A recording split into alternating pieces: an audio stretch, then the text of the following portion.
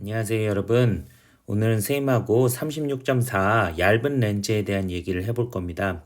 우리가 저번 시간에 구면에 의해서 굴절이 이루어질 때 그때 상이 어떻게 생기는지를 배웠는데, 그거를 기반으로 해가지고 여러분들이 이제 얇은 렌즈의 상에 대한 공식을 얻어낼 수가 있는데요. 사실은 이제 고급 물리학 수준이나 여러분들이 물리학 2를 배우는 일반계고 물리학 2를 배우는 학생들은 이미 여러분들 얇은 렌즈에 대한 공식은 외우고 있습니다. 그거를 그렇다라고 가르치죠, 그냥. 이제 거울하고 똑같이 공식이 a분의 1 더하기 b분의 1이 초점거리 f분의 1이다라는 공식으로 그냥 가르쳐 버리고 그냥 거기에 숫자를 대입하는 식으로 가르치는데, 오늘은 선생님이 뭐에 포인트를 맞출 거냐면 왜 렌즈에서의 초점을 구하는 공식이 그렇게 되는지, 그걸 우리가 렌즈 제작자의 공식이라고 얘기를 하는데, 이게 거울하고 조금 차이가 있습니다. 거울에서는 초점거리 f를 구하는 공식이 어떻게 되냐면 그냥 그 거울의 곡률 반지름을 절반값으로 이렇게 나눠주면은 구할 수가 있는 단순한 문제인데요. 렌즈 같은 경우에는 렌즈 제작자의 공식이라고 하는 첫 번째 곡률 반경 R1과 두 번째 구면의 곡률 반경 R2를 둘 다 고려하고 굴절률까지 고려해야만 구할 수 있는 좀 복잡한 문제다라는 거예요. 그래서 그걸 이용해 가지고 우리가 렌즈 제작자의 공식으로 초점 거리를 구하고, 그 초점 거리를 일단 구하면 그 다음은 쉽습니다. 앞에서 거울에서 얘기했던 것처럼 똑같이 물체 거리, 상해 거리 역수치해 가지고 더해주면 구할 수가 있고요. 배율도 똑같이 마이너스 a분의 b로 구할 수 있는 문제가 됩니다. 그래서 오늘은 이제 렌즈 제작자의 공식도 같이 알아보고, 그거를 구하는 과정에서 이제 허물체라고 하는 것을 아마 여러분들 처음 접하게 될 건데, 언제 허물체라고 하는 마이너스 부호를 가지는 물체를 어떻게 취급할 수 있는지를 여러분들이 한번 다뤄보게 될 겁니다. 자, 그래서 일단 여러분들이 선생님이 이제 얇은 렌즈라고는 했지만 처음에 이제 렌즈 제작자의 공식을 얘기할 때는 렌즈를 얇은 렌즈로 해서는 여러분들이 직관적으로 이해하기가 힘들기 때문에 선생님이 어떻게 할 거냐면 조금 큰 렌즈를 갖고 왔는데 여러분들 눈에는 이 두께가 없는 것처럼 취급해야 된다라는 겁니다.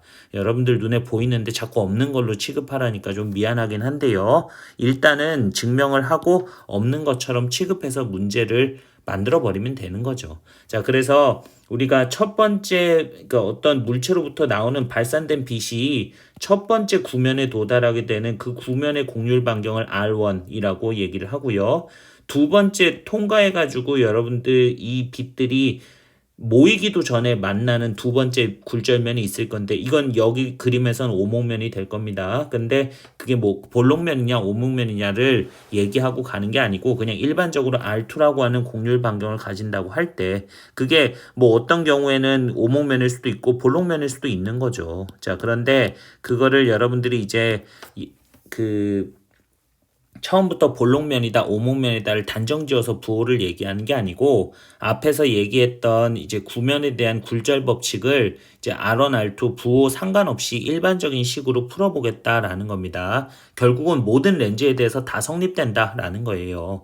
자, 그래서 첫 번째 면에 대해서 우리가 1번 굴절면에서의 구면에 대한 공식, 그 다음에 2번 굴절면에서의 구면에 대한 굴절 공식 두 개를 적어가지고 우리가 이제 그거를 조합해가지고 렌즈 제작자의 공식을 구해낼 건데, 기억이 날려나 모르겠어요. 36.3에서 선생님이 N1에서 N2 쪽으로 들어가게 될 때 구면을 통과하는 굴절에 대한 법칙을 어떻게 적었었냐. 선생님이 N1하고 N2로 얘기를 하는 걸 1과 N으로 또 얘기할 수 있어야 된다라고 얘기를 했었죠.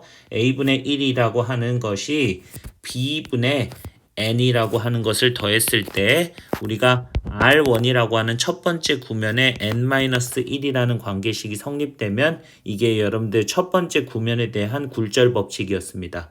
그리고 두 번째 굴절 법칙이 뭐였냐면, 우리가 첫 번째 면을 통과해서 두 번째 면을 들어갈 때 어떤 물체 하나를 취급해야 되는데 그 물체가 일단 꺾인 물체이기 때문에 첫 번째 물체의 물체거리와 똑같진 않을 거예요. 왜냐하면 꺾여서 상이되는 것이 두 번째 면에서는 물체가 될 거기 때문에. 그래서 선생님이 어떤 A'을 정의할 건데 그 A'이라고 하는 것이 새로운 물체가 돼서 새로운 상을 또 만들어낼 건데 이게 여러분들 조심할 건 n에서 1 쪽으로 들어간다는 게 두 번째 면이 다른 겁니다. 그래서 이게 여러분들 R2라고 하는 굴절면에 1에서 n 쪽으로 이렇게 우리가 n1이라고 하는 것이 이번에는 n이 되고 n2가 1이 되니까 당연히 공식이 이런 식으로 되겠죠.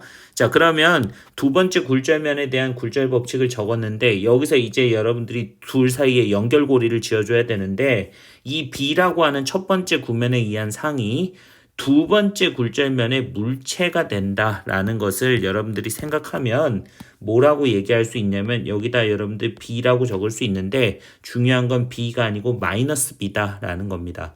왜냐하면 이게 여러분들 들어가가지고 이렇게 수렴해가지고 물체가 만약에 여러분들이 물체가 이렇게 들어가 첫 번째 면을 우리가 통과를 해가지고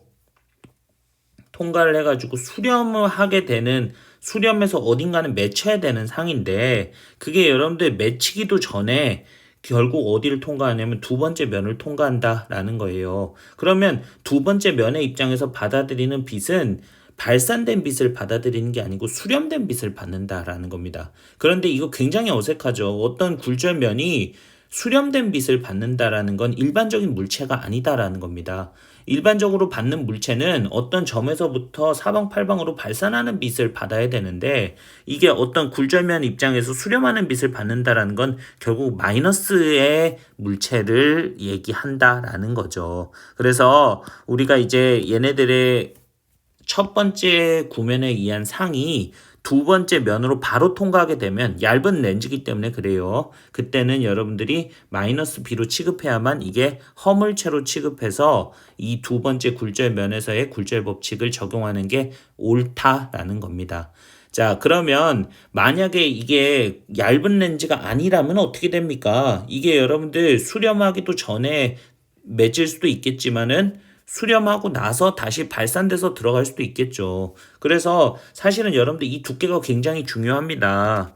원래 만약에 이게 크기가 X라고 가정했을 때는 어떻게 얘기를 할 수가 있냐면 얘의 크기가 이 A'이라는 크기가 원래 여러분들 B라고 하는 거리에서 뭘 빼줘야 되냐면 X만큼의 거리에서 이제 원래 이제 B만큼의 어떤 첫 번째 상의 거리에서 X만큼의 두께를 빼주고 그것을 허물체 취급한 것으로 우리가 A'을 정의할 수 있는데 이렇게 생각하면 결국은 뭐라고 얘기할 수 있냐면 X-B가 바로 A'이 된다라고 얘기할 수 있고 이게 여러분들 X가 0이 되는 그 케이스가 바로 뭐냐면 얇은 렌즈의 케이스다라는 겁니다. 그래서 궁극적으로 마이너스 B가 된다라는 건데요. 우리가 이제 두께가 있으면 그런 식으로 좀 고려해서 문제를 풀어야 되고요. 그런 문제가 실제로 또 있습니다. 그래서 여러분들이 예제를 통해서 한번 풀어볼 수 있도록 하시고요. 오늘 예제는 그 예제는 아닙니다만 여러분들 개인적으로 학습하시길 바랍니다. 자, 그러면 여기서 이제 여러분들 변수가 너무 많으니까 소거를 해줘야 될 건데 여기서 여러분들 공통적인 게 눈에 보이죠. B분의 N과 마이너스 B분의 N이 눈에 보이니까 이거 여러분들 소거해 버립시다. 어떻게 소거하면 될 거냐. 일단 여러분들 요거를 마이너스 B로 이렇게 집어넣고 이거를 여러분들 위아래에서 더해버리면 되겠네요. 좌변은 좌변대로 우변은 우변대로 이렇게 더하기 해버리면 어떻게 될 거냐면 얘하고 얘가 이렇게 소거되는 걸 알 수 있을 거고요. 그 다음에 n분의 1과 우리가 n분의 n분의 1이라고 하는 것과 n-1이라고 하는 것과 1-n은 그냥 마이너스만 붙이면 결국 같은 거기 때문에 뭐라고 얘기를 할 수가 있냐면 얘를 선생님이 정리해서 적어주면 a분의 1이라고 하는 것과 b'분의 1이라고 하는 것 그리고 n-1이라고 하는 것에 우리가 r1분의 1에서 r2분의 1을 빼준 값이 우변이 된다라고 얘기를 할 수가 있을 건데 여기서 여러분들 이제 눈에 띄는 공식이 하나 보이네요. 여기 여러분들 a분의 1이라는 것과 b분의 1. 근데 이 b'이라는 게 궁극적으로는 최종상이니까 이걸 여러분들이 그냥 뭐로 정의해 버리냐면 이걸 그냥 최종적인 상 b로 정의를 해버리고 우리가 궁극적으로는 중간에서 첫 번째, 두 번째 굴절면을 통과하는 게 의미가 있는 게 아니고 나는 최종상을 뭔지가 아는 게 중요한 거기 때문에요. 그리고 우변에 있는 얘를 통째로 뭐로 취급해 버리냐면 요 녀석 통째로 그냥 다 뭐로 취급해 버릴 거냐면 이 녀석의 초점거리, 렌즈와 첫 번째, 두 번째 굴절면을 통과하는 초점거리분의 1이다라고 정의를 해버리는 거예요. 이렇게 정의해도 사실은 문제가 없는 게 우리가 A가 무한대에서 출발한 평행광이 들어왔다고 했을 때 그때 여러분들 이제 얘의 값이 바로 뭐라고 얘기할 수 있을 거냐면 초점거리다라고 얘기할 수 있을 건데 원래 초점의 정의가 그거지 않습니까? 평행광이 모이는 점이요. 그런데 평행광이 한 번, 두 번 굴절면을 통과해서 모이는 초점거리 f분의 1이라는 게 이걸 무한대에다 넣었을 때 이거 전체가 초점거리분의 1이 되면 되니까 결국은 여러분들 얘를 우변을 초점거리분의 1이라고 정의하는 게 전혀 문제가 없다라는 거예요. 그러면 우리가 최종적으로 얻을 수 있는 공식이 그냥 앞에서 여러분들이 거울에서 썼던 거울 방정식하고 똑같이 a분의 1 더하기 b분의 1이 초점거리분의 1이다 라고 하는 방정식을 얻어낼 수가 있는 겁니다. 그러니까 여러분들이 이제 그 렌즈를 통과해서 상의 거리를 찾을 때 뭐만 알면 바로 쉽게 알 수 있냐면 렌즈 자체의 초점만 알고 있으면 금방 여러분들이 이제 그 상의 거리를 찾아낼 수가 있고 배율도 얘기할 수가 있다라는 거죠. 다만 조심할 것이 있다면 렌즈에서의 초점 거리를 계산하는 식이 단순히 공률 반지름을 절반으로 나눈 값이 아니고 렌즈 제작자의 공식을 이용해서 구해야 된다라는 사실만 좀 다른 겁니다. 자, 그러면 여기서 선생님이 이제 몇 가지 조금 여기서 파생되는 문제들을 좀 더 얘기해 봐야 될 것 같은데요.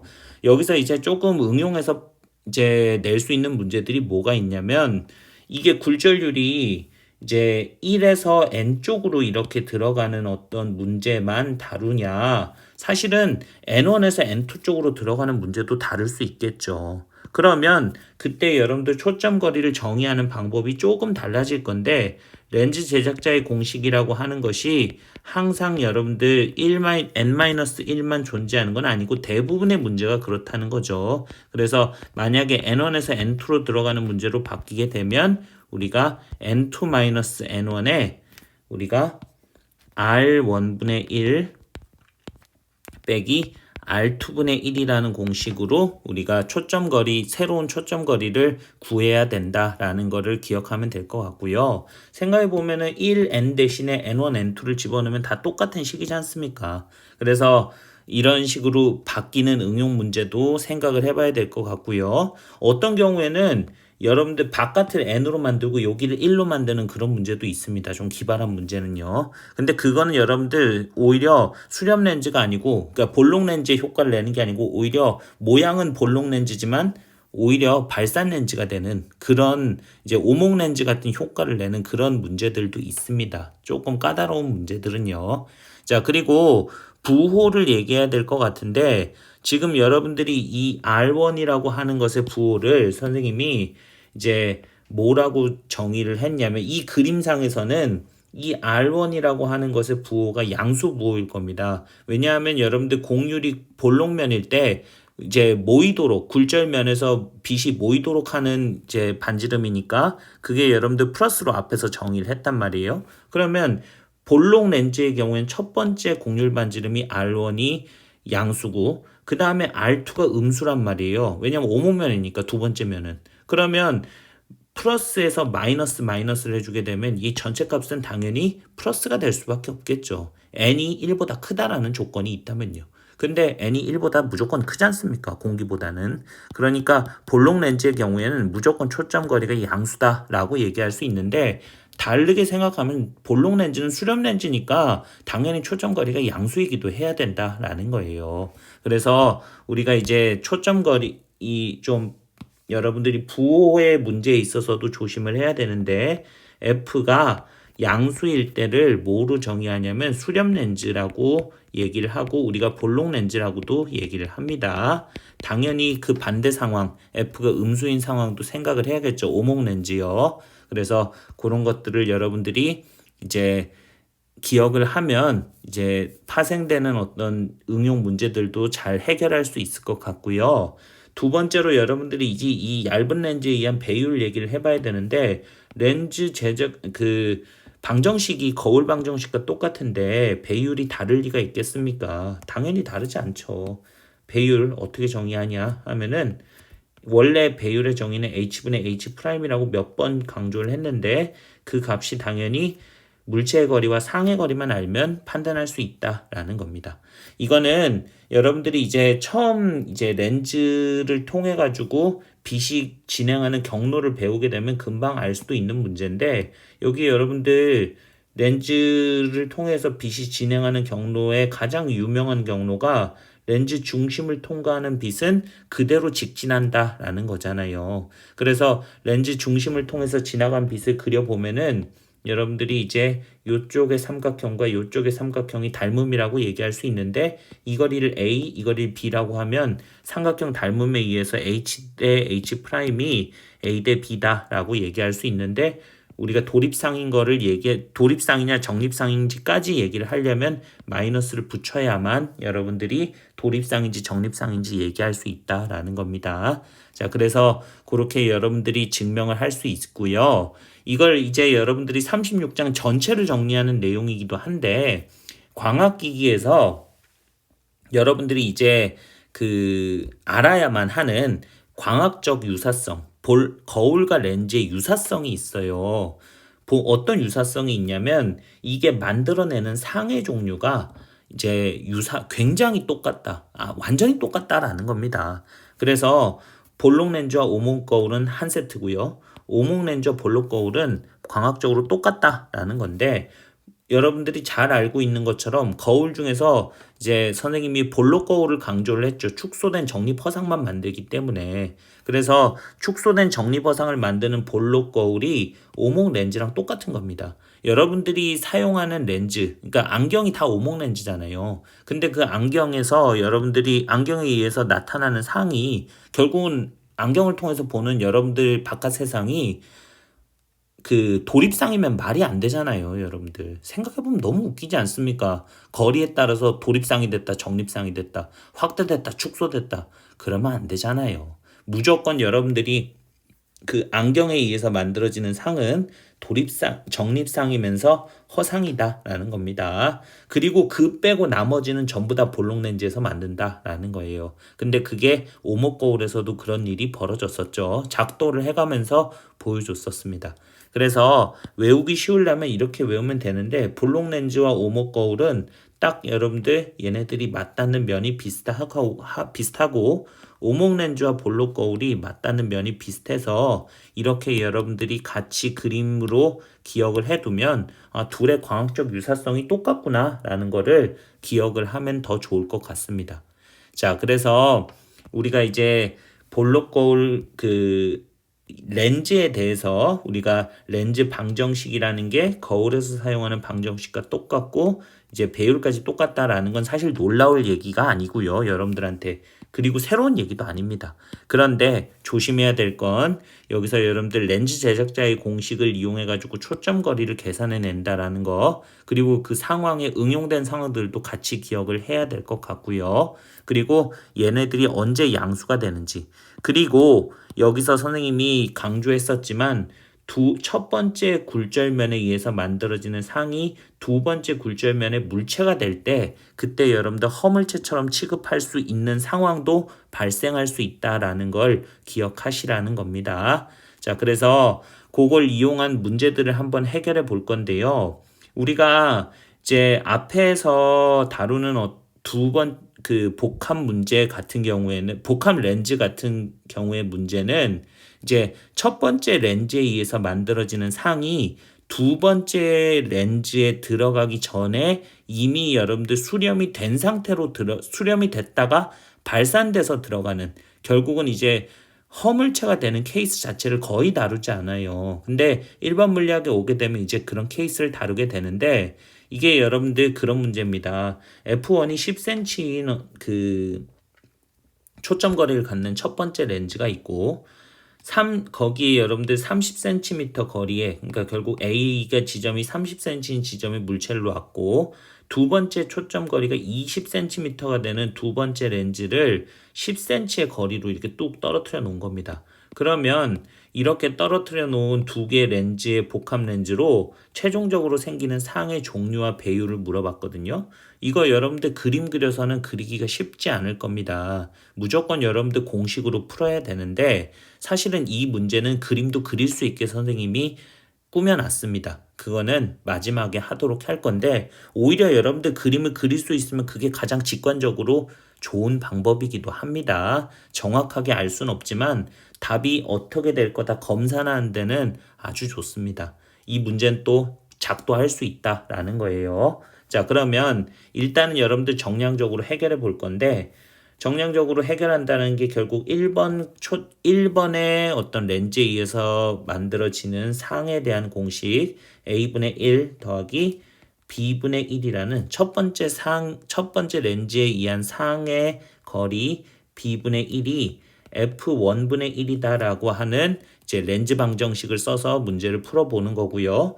두 번째 같은 경우에는 첫 번째 렌즈에 의한 상이 두 번째 렌즈의 물체가 되는 겁니다. 그런데 그 물체의 거리 A'이라고 했을 때 그 A'에 의해서 만들어지는 두 번째 B'이 내가 원하는 최종적인 상이 될 거고 그게 여러분들 F2분의 1이라는 공식이 성립하겠죠.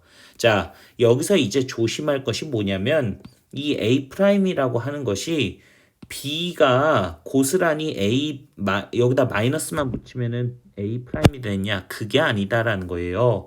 둘 사이에 떨어진 거리 10cm가 존재를 하잖아요. 그러면 여러분들 얘를 선생님이 X라고 취급했을 때 뭐라고 얘기를 해야 되냐면 X에서 B를 뺀 것만큼이 바로 얘네들의 두 번째 렌즈의 상의 거리가 된다라는 걸 알아야만 됩니다. 이게 여러분들 앞에 문제는 구면과 구면 사이의 거리가 0에 가까운 얇은 렌즈를 쓴 거지만 이거는 렌즈와 렌즈 사이에 거리가 있는 거기 때문에 무시하면 안 돼요. 얇은 렌즈가 아니다가 아니고 얇은 렌즈인데 렌즈와 렌즈 사이에 거리가 있다라는 거예요. 그러면 여기서 이제 여러분들이 숫자를 넣을 때 A 대신에 얼마를 넣어야 되냐면 30을 넣어야 되는 게 당연하고요. 그 다음에 초점 거리가 10cm인 수렴 렌즈이기 때문에 당연히 10을 넣어야 되고 자, 그렇게 되면 여러분들이 뭘 얻을 수 있을 거냐면 이거로부터 B라고 하는 거리를 얻을 수 있을 건데 계산해 보면 여러분들이 15라고 하는 답을 얻을 수 있거든요. 그러면 이 첫 번째 상의 거리가 15인데 문제는 여기서부터 15 되는 거리의 상이 생기는데 생기기도 전에 두 번째 렌즈를 통과하지 않습니까? 그러면 수렴된 빛이 두 번째 렌즈를 통과하게 될 때 결국은 10cm에서 15cm를 뺀 마이너스 5만큼의 어떤 허물체가 두 번째 렌즈를 통과한다라고 판단하면 되고 요게 여러분들 20이라고 얘기했으니까 최종적으로 얻어낼 수 있는 B'이다 라고 하는 값이 얼마라고 얘기할 수 있냐면 4다 라고 얘기할 수가 있습니다. 그러면 우리가 이걸 이용해 가지고 뭐를 판단할 수가 있어야 되냐면 얘네들이 어떤 상인지를 바로 판단할 수가 있는데 여기에 당연히 쓰진 않았지만 플러스라는 값이 포함되어 있고 결국은 여러분들 이 플러스라고 하는 것의 부호가 최종적으로 뭘 의미하는 거냐 하면은 이게 바로 실질적으로 빛이 모여서 만들어지는 상인 실상이다 라고 하는 것을 의미하는 겁니다.